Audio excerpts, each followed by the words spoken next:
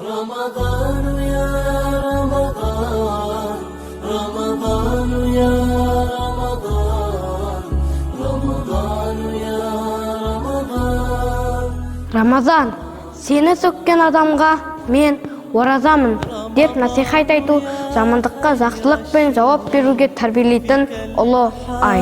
بلا شروق فيك السنة فيك الضياء رمضان Рамазан, ақ пен қараны ажыратып, тура жолды көрсетуші, қасиетті Құран түскен ұлы ай.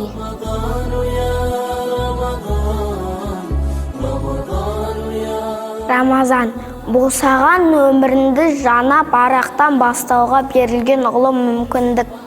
Рамазан, рухың сауаптың өзеніне шомылатын ай.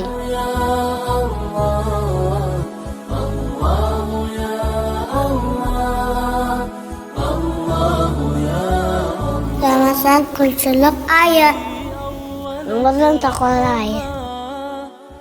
Рамазан адамның жан дүниесін тазартушы ай. آخرك عتق من النار رمضان يا خير Рамазан табылдық айы.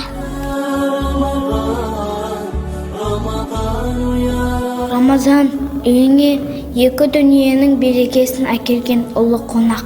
Рамазан 12 айдың сұлтаны. Рамазан бұл айдың күнінде де, түнінде де ешқандай дұғалар қайтарылмайды.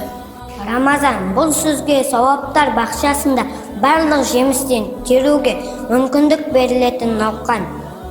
Рамазан тозақ есіктер жабылып, жәннат есіктері ашылатын берекелі ай.